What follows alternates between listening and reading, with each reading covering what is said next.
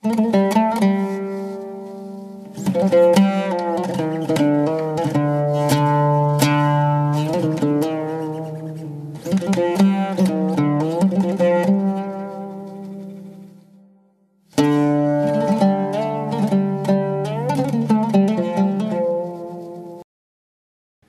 لله رب العالمين، والصلاة والسلام على خاتم الأنبياء والمرسلين سيدنا وحبيبنا ونور أبصارنا محمد وعلى آله وأصحابه أجمعين. ئیمانداران و خواناسانی بەڕێز، لە ماڵی خوای پەروەردگاردا لەبەر ڕەزامەندی خوا بۆ بەجێهێنانی فەرمانی خوا کۆبووینەوە. لێت دەپاڕێینەوە پەروەردگارە لە بەهەشتیشا ئاوا بەدەستە جەمعی کۆمان بکەیتەوە. خوای پەروەردگار ڕوومان کردە ماڵەکانی تۆ، خوایە ماڵەکانمان ئاوەدان بکەیەوە. وڵاتەکەمان میلەتێکی دین پەروەرە، خوایە کوردستانمان ئاوەدان کەی. لە شەڕی شەڕەنگێزان و خوانەناسان و تاریکبیران بمان پارێزی. ئەو کەسانەی خراپن خوایە هیدایەتیان بدەی بۆ ڕێگەی ڕاست. ئەو کەسانەی چاکن خوایە ئاگاداریان بکەی و وێنەیان زیادکەی. شەهیدانمان بە بەهەشتی بەرین شادکەی. خوای پەروەردگار بارانێکی ڕەحمەتی خۆش بۆ خسەر ئەم خاکە ڕەقا کە چاوەڕێی ڕەحمەتی تۆیە بارێنی یا ئەڵڵا. خوایە دوعاکانمان وەرگری لە ڕەحمەتی تۆ، ناومێد نابین بارانی ڕەحمەتمان لەم کاتەدا زۆر پێویستەوە بۆمان بنێری یا ئەرحەمە الڕاحیمین. لەسەر ئەم ئیسلامەدا مەزراومان کەی تا کاتی مردن بە ئیمان و خواناسیەوە بینەوە لیقای تۆ. ئامین. خۆشەویستانم، ئاینی ئیسلام ئەو ئاینەیە کە تاکە هەڵبژێردراوی خوای پەروەردگارە. ئەو کەسەی شوێنکەوتووی ئەم ئیسلامە بێ، ژیانێکی بەختەوەر و قیامەتێکی ئاوەدانی هەیە. ئین الدین عند الله الئیسلام. هەر ئەو خوایی کە ئەم ئیسلامە، ئەم قورئان و پێغەمبەرە ئازیزەی صلی الله عليه وسلم بۆ ئەم مرۆڤە ناردووە، هەر ئەو خوایەشە ئەم ئینسانەی دروست کردووە. بۆیە ئیسلام کاڵایەکە پڕ بە باڵای مرۆڤ. هەر کەسێک ڕێبازێکی غەیری ئەم دینە بگرێ، دنیای پەشیمانی و ڕەنج بە خەساریە، قیامەتیشی بەدبەختیە. جا ئەو کەسانی کەوا تەبلیغی ئەم ئاینی خوایان کردووە، چونکە ئاینی هەموو پێغەمبەران ئیسلامە، ئاینی ملکەجبوونی مرۆڤە بەرامبەر بە ڕەب العالەمین. پێغەمبەران سەلامی خوایان لەسەر بێ، هەرچی جوانی و پاکیە گەیاندیانە ئومەتەکانیان. کۆمەڵی ئیمانداران بە پێشوازیەوە چوون و قبوڵیان کرد. بەڵام قورئان دەفەرمێت تەواوی پێغەمبەران ناحەزیان هەبوو. هەموو ئەو کەسانەی کەوا لەگەڵ ئەم بانگەوازە خواییەدا بەرژەوەندیەکانیان نەدەهاتەوە، بە دژایەتی کردنێکی تەواوە ڕووبەڕووی پێغەمبەرانی خوا بوونەوە. ئەوەتانێ با بچینە خزمەت قورئان، گەشتێکی قورئانی بکەین، بزانین پێغەمبەران چیان لێ بەسەر هاتووە، سەلامی خوا لە هەموویان بێ. حەزەتی ئیبراهیم پێغەمبەر سەلامی خوای لەسەر بێ، پەیامەکەی ئەم دێڕە بوو: ئەفەتەعبودون من دون الله ما لا ينفعكم شيئا ولا يضركم. لە سوورەتی ئەلئەنبیاءدا خوای پەروەردگار دەفەرمێ ئیبراهیم بە قەومەکەی دەگوت، بەس ئەمەی دەگوت، یعنی غەیری ئەمە هیچیکەی بۆ خەڵکە داوا نەبوو. ئەی فەرموو خەڵکینە، ئایا جگە لە پەرستراوی حەق کە ئەڵڵایە، شتانێکی تر دەپەرستن و هانا و هاواریان بۆ دەبەن کە نە گوێیان لێتانە، نە سوودتان پێدەگەێنن، نەگەن نەشیان پەرستن دەتوانن زیانێکتان لێ بدەن. بە کورتی دەیفەرموو بتێکتان هێناوە لە بەرد و دار دروستان کردووە. ئەو هەموو پاڕانەوە و لاڵانەوە لێی ئەو داماوە ئاگای لە هیچ نییە، ئەو بێگیانە، سوودتان پێ ناگەێنێ. خۆ ئەگەر نەیپەرستن ناتوانن زیانێکتان لێ بدا. وەرن واز لەمانە بێنن بە هەمومان بەتەنها ئەڵڵا بپەرستین، با ئەم خوا درۆیان ناواز لێ بێنین. ئیتر قسە هەیە لەمە جوانتر بێ، ئینسان نەبێتە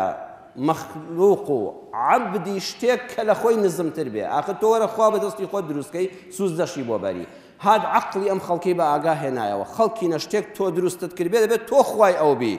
نەک ئەو خوای تۆ بێ. حەد بەس ئەمەندەی بۆ خەڵک پێ بوو. بەڵام ئەم قسەیە وەکو بوومەلەرزە ئەو ناحەزانەی هەژان وای لێکردن، وتیان قالوا حرقوه، وتیان ئیبراهیم لەسەر ئەم قسەیە نەک شایەنی کوشتنە، شایەنی سووتاندنە. جا سەیری قورئان کەن، ناوت بیکوژن، وتیان هەر بیسووتێنن، چونکە سووتاندن ئەو پەڕی لە ناوبردنی مرۆڤە. وتیان خانە و خەلیەی لێ بکەنەوە، بیخەنە ئاگرێکەوە بیکەن بە خۆڵەمێش هەر کوشتنی حیفە کوشتنی هیچ نییە ئەوە ئەگەر دەتانەوێت دیفاع لە خواکان و لە بەرنامەکەتان بکەن ئیبراهیم دەبێت لەسەر ئەم قسەیە بکوژرێ نەک بکوژرێ بسووتێندرێ حتا دەیکەین بە خۆڵەمێش خۆ پەیامی ئەم ئیبراهیمە هیچی کەی پێ نەبوو جگە لەم دێڕە جوانە نەبێ دوای ئەوە لوتی برازای لوت پێغەمبەر سەلامی خوای لەسەر بێ ها دەیوت خوا بە تاک و تەنها بناسن پەیامی ئیبراهیمم پێیە ئیسلاحی کۆمەڵگان پێ لە بواری ڕەوشتا دوو لە ڕووی جەنابتان و هەموو ئینسانیەت قەومی لوت نێربازیان دەکرد وازیان لە ئافرەت هێنابوو خەڵک بەلای ئافرەتان نەدەچوون پیاوان و کوڕان لەسەر جادە و کۆڵانەکان پەلاماری یەکتریان دەدا و ئارەزووی یەکتریان بە یەکتر دەشکان ئەم لوت پێغەمبەرە پەیامەکەی ئەمن دەبوو يعني قرآن سيدك كم بكرتي بيمان دله ديفرموا أأنكم لتأتون الرجال شهوة من دون النساء بل أنتم قوم تجهلون خلقين إيو واستان لو أفرتانا هنا وكخوال جنسي خوتان بحلالي ويدرس كردون فلا ماري يكتر ددنون يربازي دكان إيو نكهر آرز وكان تان بنا رواتير دكان زورش جاهلون فامن چونك النسل تان كوتاي بيده چونك أفرت كمن ضالي نبو نیارەکان چوونە لا یەکتر دوو لە ڕووتان پەرشین بێت لەگەڵ ماڵی خوادا وای لێدە نەسلی مرۆڤایەتی کۆتایی پێدێ سەدان نەخۆشی لە ناوبەر ژیانتان تاڵ دەکا ئەم قسەیە هیچ خراپەیەکی تێدایە بڵێ خەڵکی نەوەرەندایان پاک بن ئافرەتی حەڵاڵی خۆتان بێنن هاوسەرگیری بکەن مناڵی شەرعی بکەنەوە یعنی قسە هەیە لەمە جوانتر بێ ناوەڵڵا بەڵام جوابەکەیان چ بوو ئەخریجوا آل لوط من قريتكم إنهم أناس يتطهرون وتیان لوت و ئیماندارەکان دەرکەن شار بەدەریان کەن بەردبارانیان کەن ماڵ و حاڵیان پسووتێنن بچنە سەر ماڵەکانیان دەربەدەریان کەن و ماڵیان کاولکەن چونکە ئەمانە پاشیان دەوێت ئەمانە پاکداوێنن یعنی خۆیان بەخۆیان دەگوت ئێمە پیسین بەڵێ دەزانین ئێمە دایان پیسین بێ ڕەوشتین بە هەشتێکین ئەمە خۆمانمان قبوڵە قبوڵمان نێتۆ نەسیحەتی خێرمان بکەیت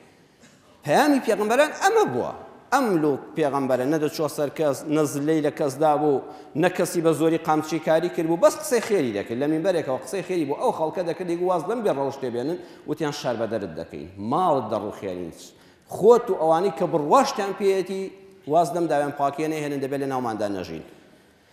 دوای ئەوە شوعەیب پێغەمبەر دەیفەرموو خوا بە تاک و تەنها بناسن بازار شێوا بوو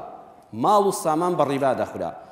قەرزار قەرزێکی لە کەسێک وەردەگرت ئەیگوت دوای ساڵەکە کە هێناتەوە ئەبێ ئەوەندە و نیوم بدەیتێ بە ڕیبا ئەگەر نەدبوو ساڵی دواتر دەبێت بیکەی بە دوو ئەوەندە حتا وای لێ دەهات جار هەبوو کابرا کە قەرزەکەی هەر پێ نەدەدرایەوە هەر کەڵەکە دەبوو کابرای دەوڵەمەند دەیگوت کچت هەیە دەیگوت دەیگوت دێم لە ناو کچەکانتدا کچێک هەڵدەبژێرم لە جیاتی قەرزەکە دەیبم پەنا بەخوا کچ هاواری دەکرد و دەیزیڕان باوک فرمێسک بە چاوێ داهاتە خوارێ لەگەڵ دایکە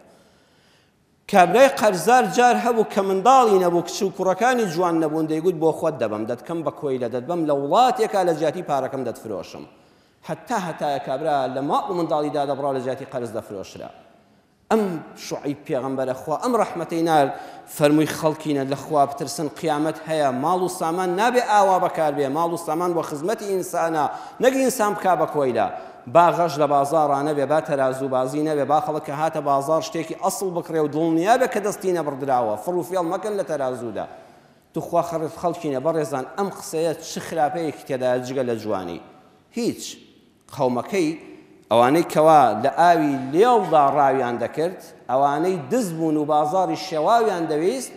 وتیان شوعەیب قسەکەی زۆر خراپە وتيان يا شعيب الصلاتك تأمرك أن نترك ما يعبد آباؤنا أو أن نفعل في أموالنا ما نشاء أو أندد نيش كدو خوا پرستيكت و دينكت فيري أو كدو بيمان بلي واصل دين بابو باپيران تانو بد پرستی بيانن یان ماڵ بە ئارزووی خۆمان بەکارنەهێنین تۆ چ پەیوەندیت بە بازاڕ و دوکانی ئێمەوە هەیە چ پەیوەندیت بە معاملە و کڕین و فرۆشتنی ئێمەوە هەیە ئەگەر دینداری لە بینی خۆت و خوادا نوێژێک کە و زمانی خۆت بگرە بۆ نییە لە مینبەرەکەتەوە قسەمان بۆ بکەی و باسی بازاڕ و دوکان و ئابووری و ئیسلاحی کۆمەڵایەتی ئابووریمان بۆ بکەیت لەسەر ئەمە وتیان دەرت دەکەین لنخرجنك يا شعيب أو والذين آمنوا معك من قريتنا أو لتعودن في ملتنا يا ملكش ما دبي ولم خصنا بشيمان دبيوا يان خوت أواني بروان بيت هنا ولا سر أم خصي شار بدر الدكين در الدكين أجا خز مكان النبونا هدش مان كشتي تەماشاکە ئەم پێغەمبەرە لەم جوانێدا هەڕەشەی کوشتنی لێ دەکرێت، هەڕەشەی دەرکردنی لێ دەکرێت. بەس لەسەر ئەم دیێڕە لە کاتێکا هیچی لە خەڵک نەکردووە، بەس قسەی کردووە. دواتر بڕۆ خزمەت قورئان سەیری موسا پێغەمبەرکە. موسا پەیامەکەی لەگەڵ هاڕوونی برای دەچێتە لای فیرعونێکی زاڵمی ستەمکار دیکتاتۆر، بەس ئەمەندەی وتووە فەئەرسیل مەعەنا بەنی ئیسرائیلە وەلا تعەذیبهم. ئەی فیرعون بەسە ئەم گەلی بەنی ئیسرائیلیە سەدان ساڵە دەچەوسێنەوە، منداڵیان دەکوژی، ژنیان دەکەی بە خزمەتکار، تا ئێوارە ئیشیان پێ دەکەی و ئێوارە کرێشیان نادەیە و نانبڕاو و موچەبڕاوت کردوون. لە پێناوی مانەوەی خۆتدا ئەم قەومەت زەلیل کردووە، وازیان لێبێنە، دە ئازادیان کە. ئاخر ئەوانەش وەک تۆ ئینسانن، ئاخر تۆش و ئەوانەش عەبدی خوان تۆ خوانی، ئەمانەش عەبد نین، ئەمانەش مرۆڤن، ئازادیان پێویستە، دەبێت دەمیان کراوە بێ، دەبێت چاویان کراوە بێ، دەبێت بوونیان هەبێ. ئەم پەیامی ئازادیەی حەزرەتی موسا بوو بە لوغم و بەرە ڕووی فیرعون ڕۆی. بۆیە فیرعون جا سەیریکەن دەسەڵاتداران چەند فێڵبازن، بەرامبەر بە گەلەکەی هەموو خەڵکی کۆ کردەوە وتی خەڵکینە ذەڕونی ئەقتل موسا وەلیەدعو ڕەبەه ئینی ئەخاف ئەن یوبەدیلە دینەکم ئەو ئەن یوظهر فی الأرض الفەساد. وتی خەڵکی نەوازم لێ بێنن دەبێت موسا بکوژم، هەک باسی کوشتنە، وازم لێ بێنن چۆن موسا دەڵێ ئەو خەڵکە ڕەشوڕوتە لەگەڵ تۆدا فەرقیان نییە، ئەوانش ئینسانن، دەبێت مافیان هەبێ، نانیان هەبێ، موچیان هەبێ، ناویان هەبێ، ماڵیان هەبێ، منداڵیان نەکوژرێ، ژنیان بێوە ژن نەکرێ، چۆن دەبێ ئەم قسەیە بکە؟ وتی من لەبەر خاتری ئێوەمە با موسا بکوژم، با لە ناوی بەرم، با خوێنی بڕێژم، با ئەویش هەر هاواری خوای خۆی کە ئەو خوای کە دەڵە پشتیوانیم لێ دەکا، بزانم خوا پشتیوانی لێ دەکا. من دەترسم دینەکەتان بشێوێنێ، من دەترسم خراپەکاری لەناو کۆمەڵگا بڕاوکاتەوە. کاکە ئەم پیاوە خەتەرە. جا سبحان الله تەماشاکە، نەیدەگوت لەبەر کورسیەکەی خۆمە، دەیگوت خەڵکینە خەمی ئێوەمە، ئەمە لە تاوی میلەت من وا دەکەم، ئەمەوێ ئەم موسایە کە مەترسیە لە ناوتان دووری خەمەوە، نەوەک دینەکەتان بشێوێنێ. ئەو هەر دینی نەبوو دەیگوت خەمی دینمە، ئەو هەر دیکتاتۆرترین خەڵک بوو دەیگوت خەمی ئەوەمە موسا ئاژاوی پێبێ. هەبە تۆ بۆ خۆت هەزاران ساڵە خوێنی خەڵک دەڕێژی، عەرشێکت لەسەر خوێنی خەڵک بنیاد ناوە. موسایەکی ئازادی خواست بەس قسەی کردووە، چەکیشی پێ نییە و خوێنی کەسیشی نەڕشتە و هێزی چەکداریشی بە دەورەوە نییە. ئەیگوت دەبێ بیکوژم. هەستەیری کە ئەم پەیامە ئاوا دێتە سەرەوە حتا دەگاتە خاتەمی ئەنبیا و مرسەلین. حەزرەتی محەممەد صلی الله عليه وسلم ڕوحمان بە قوربانی خۆی و ڕێباز و پەیامەکەی بێ. کاتێک کە هات خوا فەرمووی وەما ئەرسەلناکە ئیلا ڕەحمەتەن للعالەمین، هەر یەکسە وشەی ڕەحمەت هاتە پێشەوە. ناسنامەی خۆی بە خەڵکی ناسان فەرمووی خەڵکین ئەگە دەتەوێت بمناس، خەڵکینە دەتانەوێت بمناسم من ئەمەم، ئینەما ئەنا ڕەحمەت مهدات، من یەک پارچە ڕەحمەتی خوام بۆ ئێوەی ناردوم، وەڵڵی هاتووم زەحمەت لابم. کەواتە تەواوی دینی هەموو پێغەمبەران ئیسلام دینی ڕەحمەتە، هاتووە بۆ لابردنی زەحمەت. ئەماگە کەسێک لە دین دەپرسێ ئەرە دین چییە؟ دین هەر نوێژە، کابراڵە کاکە دوور بکات نوێژ لەبینی خۆت و خوادا بکات، دین نابێ باسی سیاست بکات، دین نابێ باسی کۆمەڵایەتی بکات، دین نابێ باسی بازار و ئابووری بکات، دین نابێ باسی موچەی فەرمانبەران بکات، مەلا دەمی خۆت بگرە قڕ و قەب. ناوەڵڵا پێی دەڵێن ئیسلام دینی ڕەحمەتە، هاتووە بۆ لابردنی زەحمەت. پەیامێکی نەرم، قسەیەکی جوان، ڕەوشتێکی بەرزمان پێیە. دەیفەرموو خەڵکینە پەیامی من ئەوەیە بەشیرا وەلا تونەفیرا وەیەسیرا وەلا توعەسیرا، مژدە دەربن، خەڵک لە ڕەحمەتی خوا مەویز مەکەن، خەڵک مەترسێنن، خەڵک مەتۆقێنن، کار ئاسان بکەن، ئیش لەسەر خەڵک قورس مەکەن. ئەگەر مەلای ئیش بۆ خەڵک ئاسان کە، ئەگەر کار بەدەستی ئیشی خەڵک ئاسان کە، ژیانی خەڵک تاڵ مەکە، خەڵک مەترسێنە، خەڵک مەتۆقێنە، ئەگەر مامۆستای زمانت شیرین بێ، ئەگەر دکتۆری بەویژدان بە، ئیشی خەڵکەکە ئاسان کە، خەڵک بەرەو لە ناوچوون و ترساندن و تۆقاندن و ئیرهاب مەبە. دەیفەرموو وەڵڵا من ئەمەم پێیە. لەولاوە ئەبوو جەهل و ئەبوو لەبەر لە هەبڕ لێ ڕاست دەبوونەوە، کابرایەک لەو سەری دنیا دەهات دەیگوت بیستومە محەممەدێک پێغەمبەری خوایە، دەیانگوت نەچی لێی نزیک بیتەوە، ئەوە زۆر مەترسیدارە. ئەیانگوت ئاخر مەترسیەکەی چییە؟ خەڵک دەکوژێن؟ ناوەڵڵا خۆ چەکداری بە دووەوە نییە، حیمایە هەیە. ناوەڵڵا ئاخر ئەی بۆچی مەترسیدارە؟ دەیانگوت دەڵێ زینا خراپە، کاکە دوو کەس بە ئارزوی خۆیان زینا بکەن بۆچی خراپە؟ ئەوە ئازادی شەخسی ئینسانەکان پێشێل دەکات. ئەیانگوت محەممەد پەیامێکی هێناوە، ئەڵێ کابرایەک ئەگەر ساغ و سەلامەت بێ، ئیش و کاری هەبێت، تێر و تەسەل بێ، هەر حەزی لێ نەبێ کاسفی بکات، بچێ ماڵی خەڵک بدزێ، دەبێت دەستی لێ بقەیەوەتەوە، ئەو دەستە پیسە بقرتێنی. ئەها ئەمە چەند دژی مافی مرۆڤە کوڕە نەچن لێ نزیک بنەوە ئاگوون محەممەد دەڵێ ئەناس و سەواسیەتون کە ئەسنانی المشتی شانەتان بینیوە کە سەری پێدادێنی دانەکانی چۆن هەموو یەکسانن ئەڵێ ئەم خەڵکە هەموو وەکو دانی ئەو شانەی سەرداهێنانە یەکسانن دەیانگوت عەقڵ قبوڵی دەکە ئەبوو جەهل وەکو بیلال بێ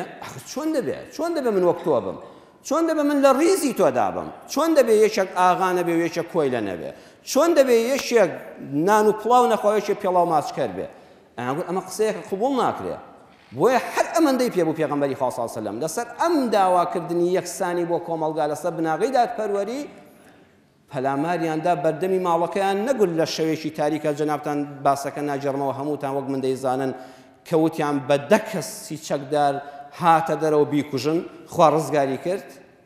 ئەی ژەهر خواردویان نەکرد پێغەمبەری خوا صلی الله علیه و سلم ئەنەس لە بوخاریدا دەفەرمێ پێغەمبەری خوا تا وەفاتی کرد ژەهرەکە بە مەڵاشوویەوە دیار بوو کە گۆشتەکەی لێکردبەوە هەندێک دڵم پێغەمبەری خوا بەوە شەهید بوو ئاسەواری ئەو ژەهر خواردنەکە لە نان خواردنە ژەهراویان کرد ئەیدا نەنیشان بۆ گفتوگۆ ویستیان بەردی بەسەرا گردنەوە سەری پامکەنەوە خوا بە جوبریلە ئاگاداری کرد ئەم پێغەمبەرانە خوا هەمویانی پاراست یعنی پەیامی پێغەمبەران جاری وا هەیە کەسەکە خوا دەیپارێزێ بەڵام هەمویان هەر دەپارێزێ ناوەڵڵا ئەبێ قوربانیشی تێدا بێت جاروبارێک بۆیە سەیری پێغەمبەران کەن یەحیا پێغەمبەر خوا لەسکی دایکیەت هێشتا لە دایک نەبووە یەحیا خوا دەفەرمێ ئەی زەکەریا پێغەمبەر موژدەت دەدەمێ مناڵێکت دەبێت ناوی یەحیایە یەحیا بە کوردی خۆمان ئەوەی مناڵی هەبێ ناوی ئەژیە زۆر کەس لە کوردیان ناوی ئەژیە ئەژی یعنی یەحیا خوا موژدەی ئەوەیدا یەحیا شەهید دەبێ بۆیە شەهید نامرێ سبحان الله خوا خۆی ناوی یەحیا پێغەمبەری ناوە هێشتا نەچوو بۆ ڕەحەمی دایکەوە خوا موژدەیدا بە باوکی بە زەکەریا پێغەمبەر منداڵێکت دەبێت ناوی یەحیایە بە کوردی خۆمان ناوی ئەژیە شەهید دەکرێ و خوێن لە سەری دەهێنرێ بەڵام ئەو کوڕی تۆ هەرگیز نامرێت چونکە شەهیدە فعلا حەزەتی یەحیای پاکداوێنی بە ئەخلاق و بە ڕەوشت و زمان شیرین لە شەوا هێرشیان کردە سەری و سەریان تەقاند و ملیان لێ کردەوە خوا فەرمووی شەهیدە شەهیدان نامرن زەکەریای باوشیشیان هێنا بە مشار سەریان کرد بە مشار بڕیانەوە سبحان الله ئەو پێغەمبەری خوایە خوا فەرمووی ئەمە ڕێبازی پێغەمبەرانە جا پێغەمبەری خوا بە ئومەتەکەی فەرموو العولەماء وەڕەثەة الئەنبیا زانایان ئەوانەی لە مینبەری پێغەمبەردا دەنیشن جارێشکە میراتگری پێغەمبەرانن وەڵڵاهی پێغەمبەرانیش لە دوای خۆیان نە پارەیان بەجێهێشت نە کۆشک و تەلاریان بەجێهێشت نە سەرۆت و سامانیان بەجێهێشت میراتی پێغەمبەران ئەمەیە کە تۆ قسەی حەق بکەی لە پێناویشە دوو شتت دەست دەکەوێت پەلاماردان و تەشیر پێکردن و کەسایەتی ڕووشاندن حتا تەصفیەی جەسەدی و شەهیدکردنی جەستە دووەمیان ڕێز و قەدر و حرمەت لەناو خەڵک و لەلای خوا و قیامەتی ئاوەدان ئینشاءالله ئێمە کە ئەگەر ئەو سیفەتە باشانەشمان تێدا نەبێ میلادگرانی پێغەمبەران دەبین عولەمایانی ئیسلام مەلایانی مێزەر پاک ئەمان لە پێغەمبەرانەوە بۆ ماوەتەوە ڕۆژانە معەڕەزی خەڵک تەشهیرمان پێ بکە ناومان بزڕێنێ بوختانمان بۆ بکە حتا دەگاتە سەر ئەوەی تەصفیەی جەسەدیشمان بکەن بەڵام الحەمدولله لەناو خەڵک و پیاوان و خوشکانی وەکو جەنابتان و ئەهلی ئیسلامدا حرمەتمان هەیە ڕێزمان هەیە ناومان هەیە دەنگمان هەیە دوای مردنیش لای خوا ئینشاءالله قەدر حرمەتمان هەیە پێغەمبەرانیش هەر ئەمەیان بەجێهێشتووە لەناو ئومەتی پێغەمبەر صلی الله علیه وسلم زانایانی ئیسلام بە درێژایی بیخوێنەوە مێژووی ئیسلام بە سەدانیان لێ شەهید کراوە بە هەزار شەهید کراوە سەرقافڵان ئیمامی حوسێنی کوڕی ئیمامی عەلی بوو ئیمامی حوسێن هەر لەسەر بڵاوکردنەوەی حەق و ڕاستی شەهید نەکرا وتی کاکە گەندەڵی هەیە ئەم وڵاتە پارەکەی بە فیڕۆ دەچێ ئیمامی حوسێن خۆ هیچی خراپی نەوت بوو ئەی سەریان لێ نەکردەوە ئەی پەلاماریان نەدا ئەی ئەو گەنجە جوانەی کەوا ڕیحانەکەی پێغەمبەر بوو صلی الله علیه وسلم پێغەمبەری خوا بۆنی پێوە دەکرد دەیفەرموو حەسەن و حوسێن سەیدا شەبابی ئەهلی الجەنە ئەوە سەیدی ئەو گەورەی گەنجانی بەهەشتن ئەو ئیمامی حوسێنە نازداریان شەهید کرد لەوە پێداوەرە حتا دەگاتە خوارەوە ئێمەش لە میلەتی کوردی موسڵماندا سپاس بۆ خوای گەورە بە درێژایی مێژوو عالمی حەق و ڕاستیمان هەبووە ئێمە شانازی دەکەین کە لەو ڕێبازدەدا لە میلەتانی موسڵمان دوان نەکەوتوین ئێمە شانازی دەکەین مەلایەکی مێزەر سپی بەڕیشی سپیەوە وەکو شێخ سەعیدی پیران شەهید کرا شانازی دەکەین بە شێخ عەبدولسەلامی بارزانیەوە شانازی دەکەین ئێمە وەکو مەلا ڕەمزمان قازی محەممەدە کە سەرۆک کۆماری یەکەمی کوردستان بووە ئەی قازی شەهید نەکرا لەو پێناوەدا دەی قازی محەممەد چ تاوانێکی کردبوو ئیلا وشارکردنەوەی میلەت و گەلە کوردەکە نەبێ ئێمە ئەم کاروانە هاتووەتە خوارەوە لە هەفتاکانە خەڵکمان شەهید کرا لە هەشتاکانمان مەلامان شەهید کرا لە نەوەتەکانە مەلامان شەهید کرا لە 2000ەکانە مەلامان شەهید کرا هەتا گەیشتینە ئەم کاروانە گەیشتە ئێرە گەیشتە پیاوێک بە ناوی دکتۆر وشیار ئیسماعیل کە بەداخەوە شەهیدکردنی دکتۆر وشیار لە شاری هەولێردا هەموو ئێمەی ئەم شارە و تەواوی کوردستان و تەواوی گەلانی جیهانیشی هەژان ئەوەتانە نەک گەلانی جیهان ئەمریکیەکان هاتوونە سەرخەت و ئەڵێن لە دەستانی عالمێکی ئیسلام لە دەستدانی سەرکردەیەکی گەورەیە ئەوە قسەی باڵێزی ئەمریکا لە کوردستاندا هەموو گەلانی جیهان هەموو نەدوە عالەمیەکان لەسەر شەهیدکردنی ئەو عالمە هاتوونە دەنگ و ئێمەش هەمومان خەمناکین وتاری جومعەکەمان هەر تایبەت کرد بەوەوە مەبەستیشمان هەر تیرۆرکردنی مامۆستا مەلا وشیار نییە دڵنیاتان دەکەمەوە من هەموو کات کە کاوەگەرمیانی شەهید کراوە وتارمان زۆر لە مەتونتر بووە ئەمە هەمان قسە هەر ناکەین چونکە نەڵێن مەلایەک شەهید کراوە کاتێ ڕۆژنامەنووسێک شەهید کراوە بە ناحەق لە باوەشی دایکی و ژن و منداڵیدا قسەمان لەسەر ئەو مەسەلانە هەر هەبووە بۆیە لەسەر ئەم مەسەلەیە دەدوێین شەهیدکردنی مامۆستا مەلا وشیار دکتۆر وشیار و هەر زانایەکی تر بێ وەڵڵی خۆشەویستان دڵنیاتان دەکەمەوە جگە لە تیرۆرکردنی دکتۆر وشیار ئەگەر مەسیحیەک لەم شارە شەهید بکرێ قەشەیەکی مەسیحی لە عنکاوە بچنە سەر ماڵەکەی و بیکوژن خوێنی بڕێژن ئەگەر کابرایەکی جوولەکە لەو سەری دنیاوە بێ و لەم هەولێرەدا بکوژێ لەو سلێمانێ بکوژێ بە ناحەق بچنە سەر ماڵەکەی بیکوژن ئەگەر ڕۆژنامەنووسێک بێ ئەگەر کابرایەکی کۆمۆنیستی مولحید کە ڕۆژانە لەسەر خوا و پێغەمبەر دەنووسێ خەڵک ئاوا نامەردانە بچێتە بەر دەرگاکەی و لەبەر چاوی ژن و منداڵەکەی بیکوژێ ئەگەر ڕۆژنامەنووس و محامی و دکتۆرێک ئاوا بکوژرێ والله ئێمە هەر بە تیرۆری دەزانین هەر قسەمان لەسەری هەیە هەر بە ناحەقی دەزانین مەسەلە مەلایەک نییە هەر کەسێک کوژرێ لەبەر ئەم خاڵانە یەکەم ئینسان هەر ئینسانە سەیری قورئان کەن قورئان دەفەرمێ من قتل نفسا بغير نفس أو فساد في الأرض فكأنما قتل الناس جميعا هر كسيك كوجه دو صفتي تدابه من نفسا نافر من نفسا مؤمنا سيدي أو كسمك ككجرا وناويتيا سيدي آيني مكا سيدي بيجي كمالاتي مكا سيدي خوندواري الشهادة والسرماي مكا نفسك خوار روحي ببرا كردوا أم روحا نابي غير الله كزدري بينه هر کەسێک بکوژێ دەستکاری ئیشی ئەڵڵای کردووە بینای خوای تێک داوە هەر کەسێ دوو سیفەتی هەبوو کەسی نەکوشت بوو یەک کەس لە دادگادا داوای قەید نەکرد بوو بڵێ فڵان کەس براکەمی کوشتووە باوکمی کوشتووە دایکمی کوشتووە یەک کەس بەدەستی ئەو خوێنی نەڕژا بوو ئەمە یەکەم سیفەت دووەمیان لەناو خەڵکە هیچ تۆمەتێکی بەدواوە نەبوو بڵێن خوا نەخواستە بێ ڕەوشتی کردووە دزی کردووە ماڵی خەڵکی لایە قەرزارە ئەو خەڵکە هەر چەند بیریان دەکردەوە ئەم ئینسانە هیچ شتێکی خراپەی لەسەر زەویدا نەکردووە جگە لە چاکە هەر کەسێک خوێنی خەڵکی نەڕشت بێ و ناو ناتۆرەی خراپی بەدواوە نەبێ و هیچ تۆمەتێکی نەخرابێتە پاڵ چوونە سەر ماڵەکەی و خوێنیان ڕشت خوا دەفەرمێ گوناهەکەی وەکو ئەو وایە تەواوی خەڵکی ئەم سەر زەویە کوژرابێ جا سەیری قورئان کەن چەند وردە ئەم سوورەتە ئەزان لەکوێدا هاتووە لە باسی بەنو ئیسرائیلیدا بۆ لە باسی بەنو ئیسرائیلیدا چونکە بەنو ئیسرائیلی پێغەمبەرانیان شەهید دەکرد یعنی پێغەمبەران جگە لە پاکی خەڵکی نە هیچیان پێ نییە پێغەمبەران بەس ئیشیانەوەی وەحی خوا لە ئاسمانەوە دەگەێنن بەسەر زەوی میراتگیری پێغەمبەرانن پێغەمبەران ئەوەن و میراتگیرانیشیان ئەوەن بۆ ئەم گوناهە ئەوەندە گەورەیە ئێستا ئەو کەسەی کە دکتۆر وشیاری شەهید کرد ئەو تیرۆرە ئەو جەماعەتە خەڵکی ئەم شارە هەر هەمویان کوشت بێ خەڵکی ئەم کوردستانیان هەر هەموو کوشت بێت لە قیامەتە ئەوەندە گوناهیان لەسەرە پەنا بەخوا بۆ چونکە ترس و دڵەڕاوچیان خستە ناو دڵی هەموو مەخلوقەکەوە هەموو گەلەکەوە جەنابەت هەرچەند بیر دەکەیەوە مامۆستایەکی ئاینی لەسەر ئەو مینبەرە لە چاکە زیاتر بەو خەڵکەی نەوتووە دوعای بۆ پێشمەرگە کردووە دوعای بۆ ئاسایش کردووە دوعای بۆ ئەمن و ئەمانی وڵات کردووە بەدەم فەقیر و هەژارەوە بووە لە پێش لە دایکبوونی مناڵێکەوە نەسیحەتی دایک و باوکی کردووە حتا خستوێتی گۆڕەکەەوە وتێتی بەخوا دەست پێم و خوا ئاگادارت بێ هەر لەگەڵت بووە نیوەی شەو دەرگای کراوە بۆ کە کەس لەو کاتەدا دەرگا ناکاتەوە ئەم پیاوە هەرچەند من و تۆ بیر دەکەینەوە باشە بۆ خوێنی بڕژێ بۆت حەل نابێ یەکسەر لە خۆوە جەنابێشت کە پیاوێکی کاسبی فەقیری ماڵی خۆتی کەسن نەکوشتووە زەرەدت بۆ کەس نییە هەر لە خۆت لە ڕاوشێدا دەگرێ وایە نە هەر یەکسەڵی وڵاتەکەم ئەمین نییە باشە فڵان کەس بە ناحەق کوژرا وەڵڵا سبێنە سەری منیش دێ کاتە دەستێکی تیرۆر لە وڵاتەدا هەیە دەستێکی ڕەشەکوژی هەیە چونکە دڵی ئەو هەموو خەڵکە ئەو هەموو ژن و مناڵە ئێستا کوردستان ماتەمینیەک دایگرتووە تاوانی ئەو کەسی نەکوشتووە و خراپەی نەناوەتەوە بە ناحەق تیرۆر دەکرێت لە بەردەمی ماڵی خۆیدا والله قورئان دەفەرمێ وەکو ئەوایە هەموو مەخلوقی خوای لەسەر زەویدا کوشت بێ ومن ئەحیاها ئەگەر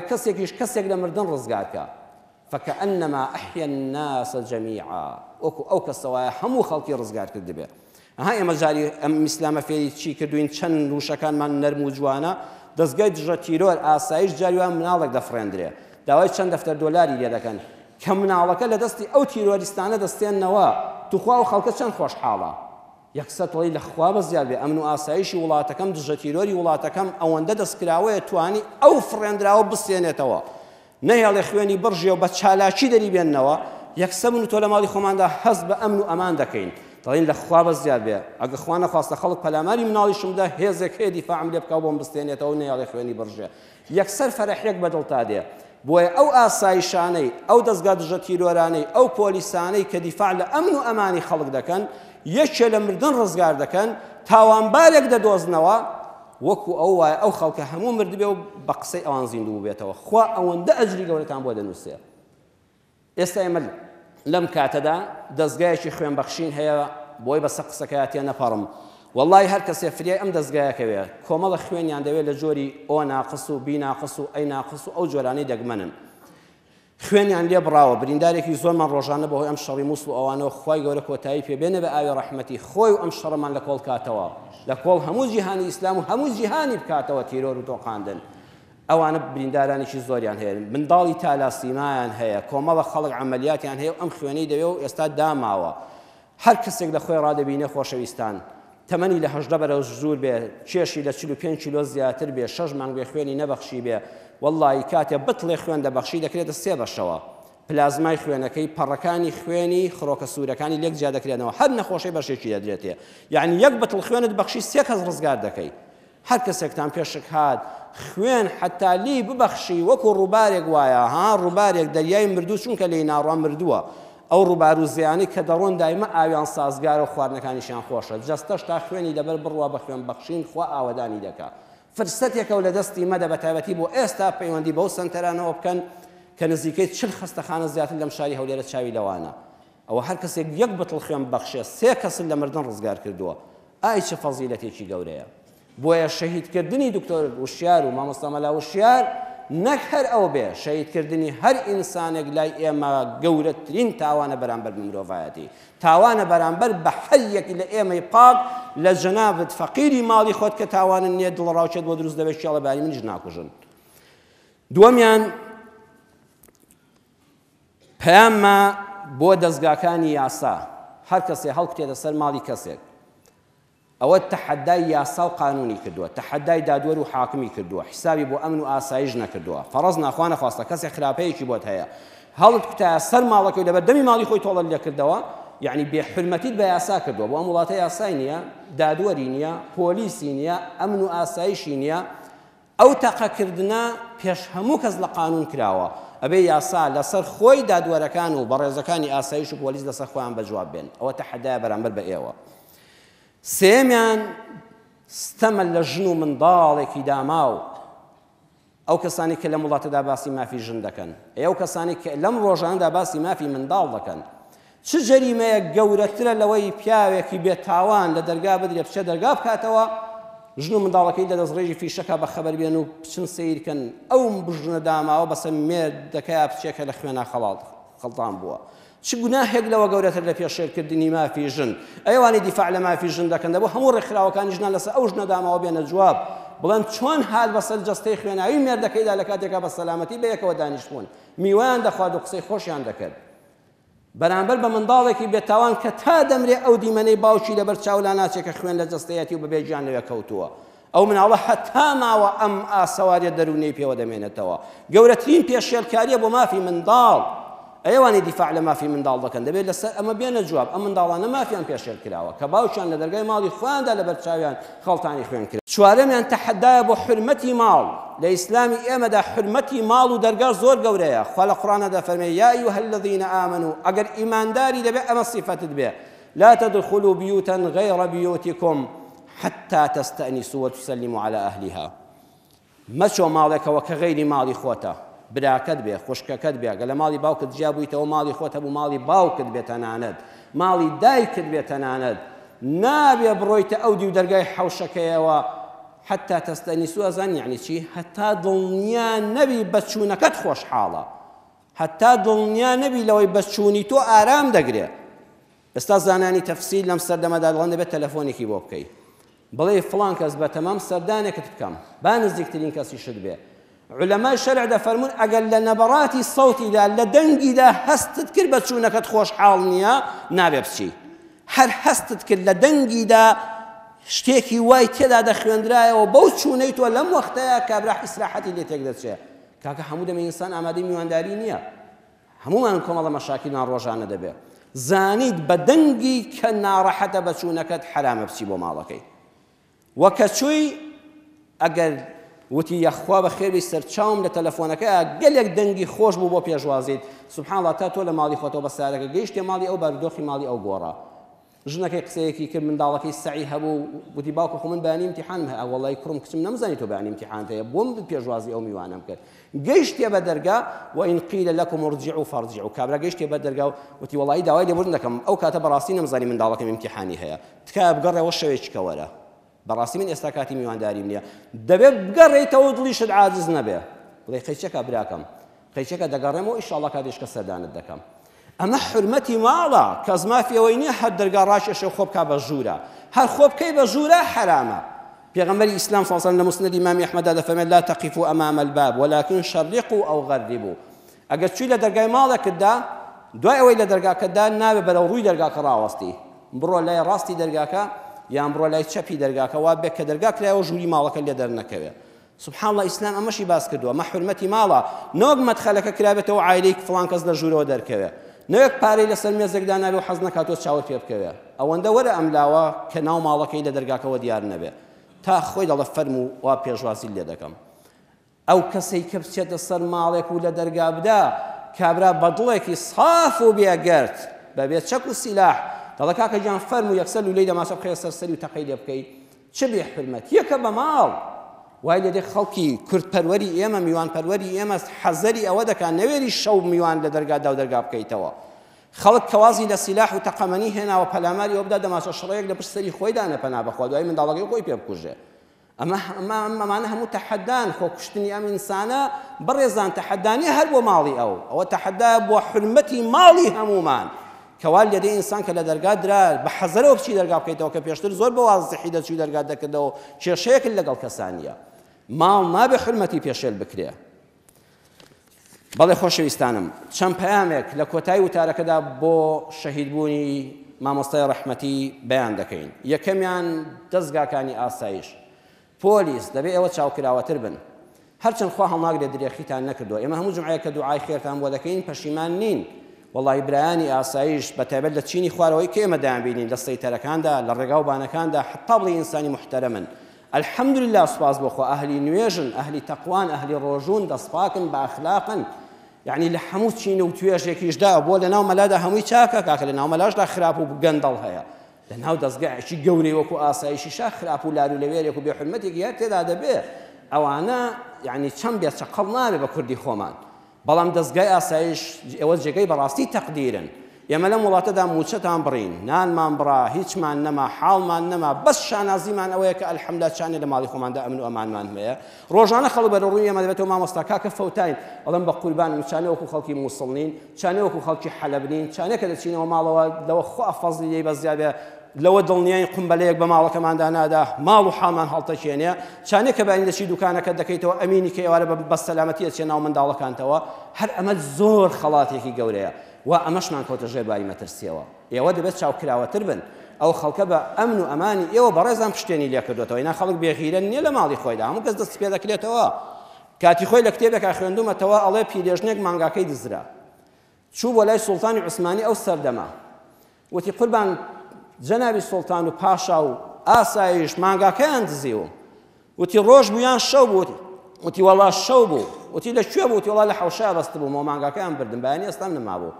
وتی بەخەبەر بوو یان خەوتبووی وتی وەڵا خۆمان خەوتبووم تا بەخەبەر بوو مانگا لە حەوشەیە بوو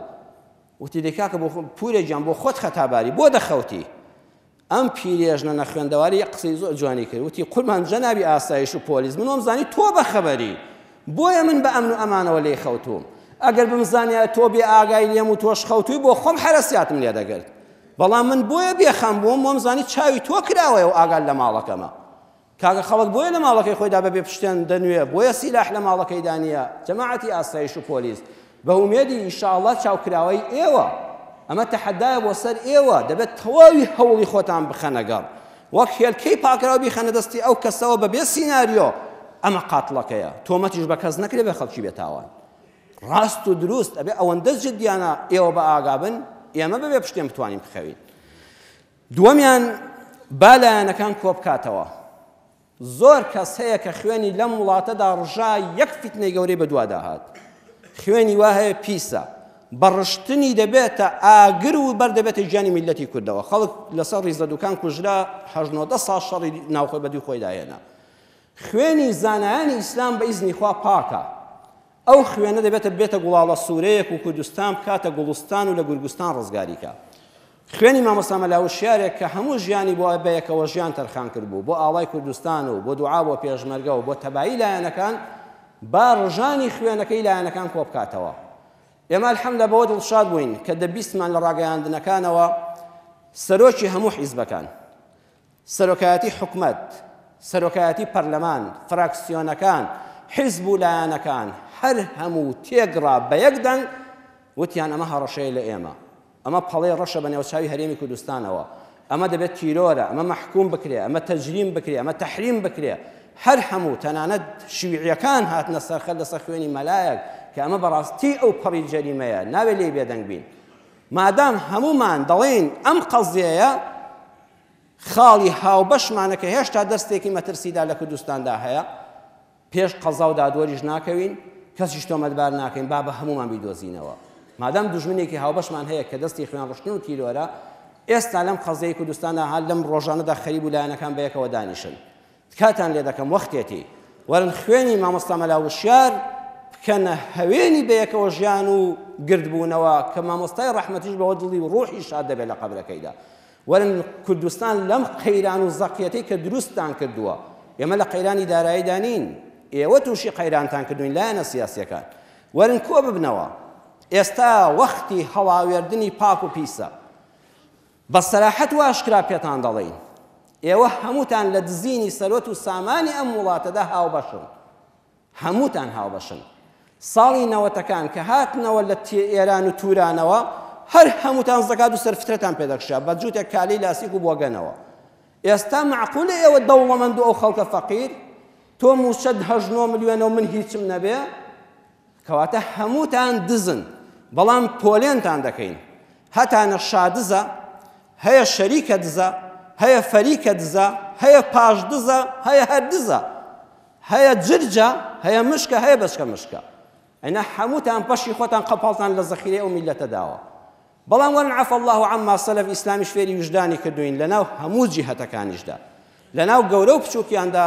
ئینسانی تێکۆشەر هەیە ئینسانی شۆڕژێر هەیە ئینسان هەیە قوربانیە ئینسان هەیە پاکە مەسئول هەیە هێشتا پیس نەبوو بە گەندەڵی هێستا ماڵی حرام نەچۆتە ماڵەکەیەوە ئەمانەشمان هەن لەناو ئەحزاب بە تێگڕایی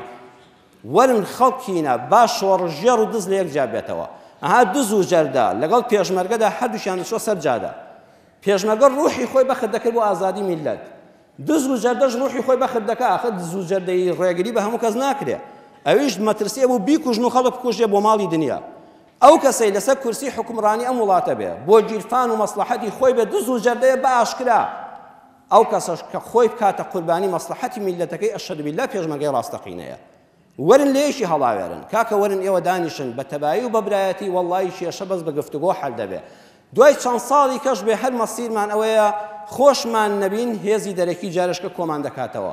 دەبا پیاو بین، با مرد بین، با لەسەر دەستی مەلاکان و شێخەکانی تەریقەت و ڕێز عەشیرەتەکان و گەنجان و خڕۆشنبیران و سیاسەتمەداران و قانونیەکانی ئەم وڵاتە خۆمان لەسەر مێزی گفتوگۆ کۆ بکەینەوە. وەرن مادام هەموو لە ڕژانی خوێنی مامۆستا وشیاردا وتمان ئەمە تیرۆرە ئەمە ناحەقیە، وەرن با لەسەر ئەم ناحەقە قبوڵ نەکەین، با بەیانی خوێنی خەڵکی ترمان نەڕژێ، چونکە ئەمە ئەساتە ئاوا بڕوا پەنا بەخوا فیتنەی گەورەی بەدوودادێ. وەرن دەستی برایەتی بخەنە ناو دەستی یەک. کاکە خیلاف زۆر چاکە، حیزبایەتی لە هەموو وڵاتاندا حتا ئەگەر خەڵکێک بیەوێ هەر کەسێک بیەوێ هەموو کەس وەکو ئەو بیر بکاتەوە، یعنی کەس بیر ناکاتەوە. خوا منی بە ڕەنگی خەڵق کردو، ئەی بتۆی بۆ بە ڕەنگی خەڵق کردووە، کەواتە ئەگە من وەک تۆ بم کەوا من زیادم تۆش زیادی. ناکاکە هەمومان پێویستی. من نمونەیەکتان بۆ دێنمەوە حیزبی کوردستانی. ئێستا کوردستان داواز بۆ بەسەر دوو تەرەفدا زۆر بەداخەوە. نەعلەت لەو کەسەی کە کوردستانی کرد بە دوو کەرتەوە، نەفرەت لەو کەسەی کە سنووری دێگەڵە و پردێ بۆ میلەتی کوردانە، نەعلەت لەو کەسە بێ کە سلێمانی و هەولێری لێ کرد بە دوژمن. جا هەر کەسێک بێ ئێمە دەبێت ئەو سنوورانە جارشکە بشکێنین. تو خوا هەرێمێکی بچکۆلەمان هەیە، عیبە عیب تێکەڵا، عیبە دوو ئیدارەیت هەبێ، عیبە ئەمە شەرمە، ئەمە شەرمە بە ڕووی سیاسیەکانەوە. کاکە وارێکمان هەیە زەردە، وارێکمان هەیە سەوزە، هەها لە کارەبا بینیوتانە. ئەگەر بە لێزانی لە یەشی نەدەی بە یەکیانەوە نیە بزانە چ شۆرتێک دەکا و ئاگرێک دەکەوێتەوە و دنیایەک کاول دەکا، بازاڕی وایە بەس بە دوو وارکە لێک دەدا بە نەزانی.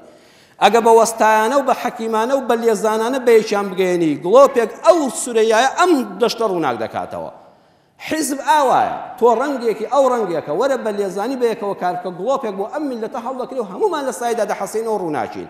حیزبەکانی تریش زیان نین. یەکێکی تر بەرجی وارەکەیە بۆی بە یەک نەکەون، یەکێکی تر چێبڵەکەیە، یەکێکی تر بۆڕی ڕاکێشانەکە، یەکێکی تر پلاکەکەیە. کاکە وەڵڵا هەمووتان جێتان دەبێتەوە، هەر لەم نمونەیە دەرز وەرگرن. بەڵام ئەگە بە نەزانانە بە یەککەوی یەک شۆر دروست دەبێت، دنیایەک سڕە دووکەڵ دەخاتەوە. دوای دەبێت کارەباسچێک بێنین و ئاشتی کەینەوە. سیاست ئاوا دەکرێت، هەر حیزبە بە دەوری خۆی بە بچووکی و گەورەی خۆی بە وەرجی وار بە، چێبڵی وار بە، بۆری وار بە، پلاک بە، سویس پلاکێک بە. دەوری تۆ گرنگە، دەوری دوولایەنە گەورەکەش ڕووناکردنەوەیە، بەڵام باش شۆر نەبێت. خاڵی سێەم کەسوکاری شەهید. ئێوە زەرەت بە نین، ئێوە خوا ڕەحمی پێکردوون. پێغەمبەر صلی الله علیه و سلم فەرمووی موسڵمان هەمیشە لە خێردایە. ئەگە تووشی خێر و چاکە بوو تا شەهید لەسەر مینبەر بوو، شکری خواتان دەکەن، حەمد و سەنا بۆ خوا، گوڵێکم پێشکەش بە کۆمەڵگا کردووە. ئەگەر شەهید بوو خوێنی بە ناحەقی ڕەژا سەبر دەگری، فەکانە خەیڕەن لەهو، هەر بۆ ئێوە سەبر بگرن، کاری خۆتان بەخوا بسپێرن، بڵێ خوایە ئەم حەقە دەدەینە دەستۆ. ئیبراهیم پێغەمبەر کە خرایەنەوە ئەو ئاگرەی بۆیان داگیستان بوو، جوبریل فەرمووی ئیشت پێمە بۆت بکەم، وتین بە تۆ نەوەڵڵا، بەس ئیشم بەخوایە. ئیمام بوخاری لە ئیبن عەباسەوە ڕیوایەت دەکا، پێغەمبەر صلی الله علیه و سلم فەرمووی کە ئیبراهیمیان بەرەو ئاگرەکە بەر فەرمووی حەسبی الله ونعم الوەکیل، خوایە تۆم بەسی، پشت و پەنام هەر تۆیە. بنەماڵە خوشکی بەڕێزمان خێزانی شەهید، منداڵەکانی کەسوکاری، کاری خۆتان بەس بدەنە دەست الله، بڵێ خوایە ئەم حەقم لە تۆ دەوێت، ئەم حەقم لە تۆ دەوێت، حەقن نەبێ، وەڵڵاهی لیان بەسەرەوە ناچێت. خەمی منداڵی ساواتان نەبێ، قەسەم بەخوا خوا سەرپەرشتیان دەکا. لە کتێب و ئەسەرە هاتووە خوا بە مەلەک المەوت بە فریشتەی گیانکێشانی فەرموو لەوەتی ڕوحی بەندەکان دەکێشی چی شتێک زۆر سەرنجی ڕاکێشای. فەرمووی یا ئیلاهە العالەمین، خۆت عالمی سێ جار سەرنجی ڕاکێشاوم، جارێکیان پێکەنیم، جارێکیان گریام، جارێکیان ترسام.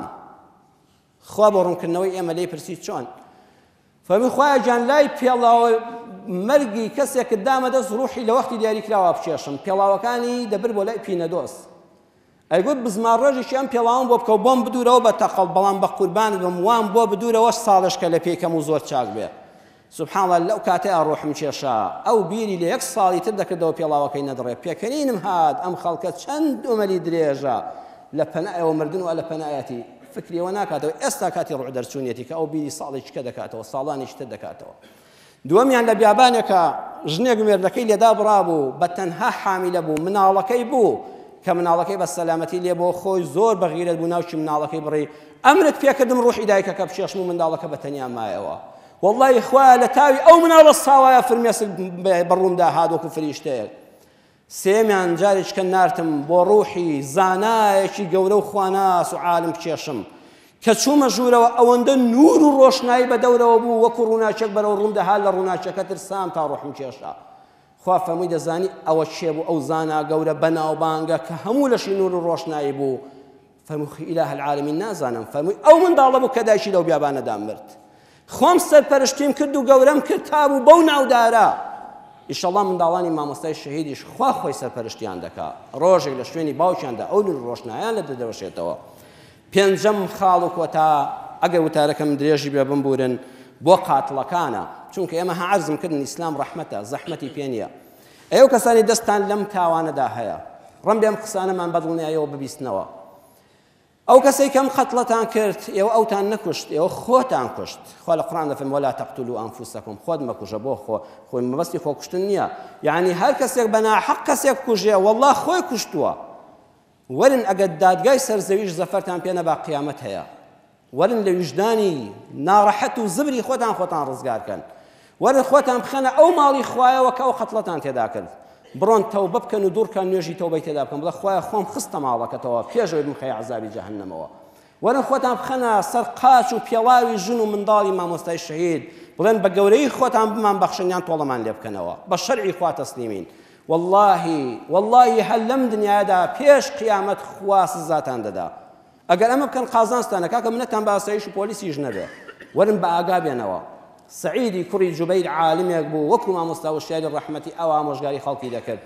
حەجاجی کوڕی یوسفی سەقەفی کە ناوی دەهات منداڵ لە باوەشی دایکیان لە ترسانی ژیر دەبووەوە، ئەوەندە زاڵم بوو. لەسەر قسەی حەق گرتی وتی چۆنت بکوژم سعید؟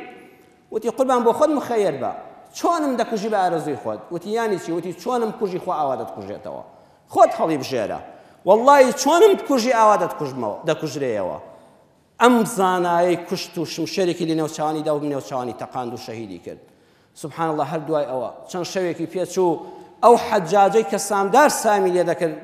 مێژوو دەڵێ لە ژوورەکەی خۆیدا هاواری دەکرد، سعیدی کوڕی جوبەیر هات، ئەوە سعیدە و دەستەکانی کردوێتەوە دەست لە قورگم دەنێ، هەناسەی تون دەبوو، چاوی ئەبڵق دەبوو، حیمایەکانی داست و پێوەندە ئەم کوڕە قوربان کەس لا نییە، وەڵڵی کەس دیار نییە، دەیگوت بەخوا سعیدە. هەی هاوار سعید خنکاندمی، چاوی دەچوە خەو هاواری دەکرد، تو خوا وازم لێ بێنە، تو خوا مەم خنکێنە. سبحان الله حتا ڕوحی بۆ گەنی دەرچوو، ڕوحی ئەم عالمە لە کۆڵی نەدەبەوە. وەڵڵی ئێوەش یەک دەقە ڕوحی مامۆستا وشیار لە کۆڵتان نابێتەوە، ناهێڵێ ئاسوودەی بچێشن. وەڵڵی ئەگەر خۆتان تەسلیمی کە سوکار و ماڵ و منداڵی کەن و داوای لێبوردن لە خوا بکەن هێشتا فرسەتێکتان بۆ ماوەتەوە. ئەوانە زۆر لەوە گەورەترن کە خوێنی خەڵک بڕێژن. مامۆستایەکی شاری سلێمانی کە محەدیثە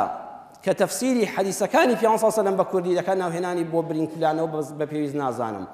ساڵی نەوەتەکان کوڕێکی بە ناحەق شەهید کرا بە کۆمەڵی پارەی زۆرەوە، دز و جەدە ڕێگەیان پێگرت و پارەکەشیان برد و کوڕەکەشیان شەهید کرد. مامۆستا لە خزمەتیان من فەرمووی والله لە کتێبی شاتۆمار کراوە برای بەڕێزمان ئەندازیار عوسمان لە یەکێک لە کتێبەکانیان نووسیوێتی، وتی والله هەموو جارە قورئانەکە و تەفسیری قورئان و صحیحی بوخاریم دەخستە سەر سنگم، دەموو خوایە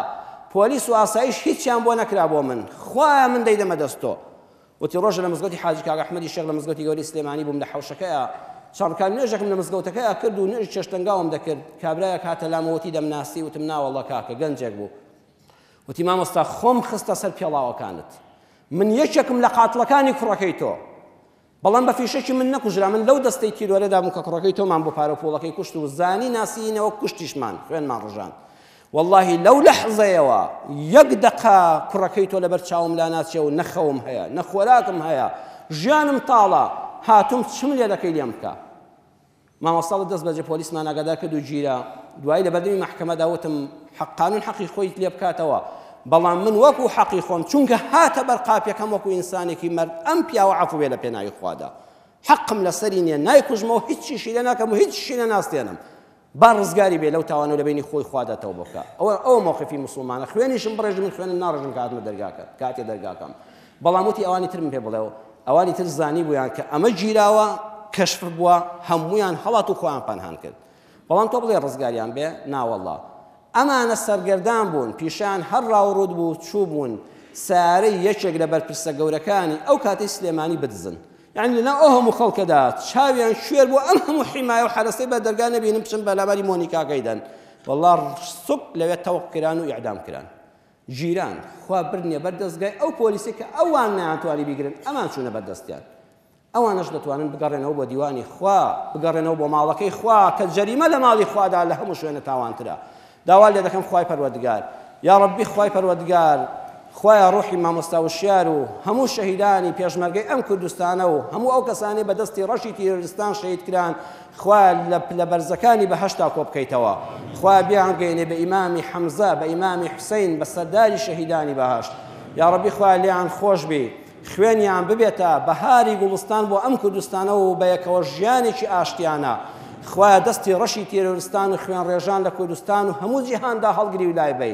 هەر کەسێک لە شەواندا پەلاماری ماڵی موسڵمانان دەدا یا ڕەبی خوا ئەو دەستانی وشکەی ئەو دەستە پیسانەمان لە ناو لابەی یا ئەرحەم الراحمین لە شەڕی شەیتان لە بەڵای زاڵمان لە فیتنەی ناگەهان لە بەڵاو مصیبەتی ئاوا ناڕەحەت خوا ئێمە هەموو موسڵمانان بە دوورکەی بە حیفزی خۆت یا ئەڵڵا بمان پارێزی ژیانێکی سەربەرزانە و مردنێکی بە عیززەتانەمان بەنسیب بکەی یا ئەرحەم الراحمین دێت دەپاڕینەوە ئەوەی نەخۆشە خوا شیفای بدەی یا ئەڵڵا ئەوەی نەخۆشە شیفای بدەی ئەوەی مردووە لە گوناهی خۆش بێ ئاخری مصیبەتمان بێ خوای جان ڕەحم بە پێشمەرگەکانمان بکەی ڕۆڵەی ئەم میلەتە خوای پارێزراوکەی ئەوانەی بریندارن خوای شیفایان بدەی خوای جان دەستگاکانی ئاسایش و پۆلیس و دژە تیرۆر چاویان کراوەتر بێ هیدایەتیان بدەی بۆ خواناسی و دینی حەق و هیدایەتیان بدەی بۆ دەستگیرکردنی تاوانباران خوای ڕەحم بەوانیش پێی سەرفرازیان کەی لەم قەزیانەدا یا ئەرحەم الراحمین عاقبەتمان خێرکەی ئەو کەسانی بە نەحەق ژیراون خوا لە سجنەکانە ڕزگاریان کەی یا ئەڵڵا لێت دەپاڕێنەوە جارێکی تر لەبەر خاتری هەر کەسێک کە ڕێزی هەیە لای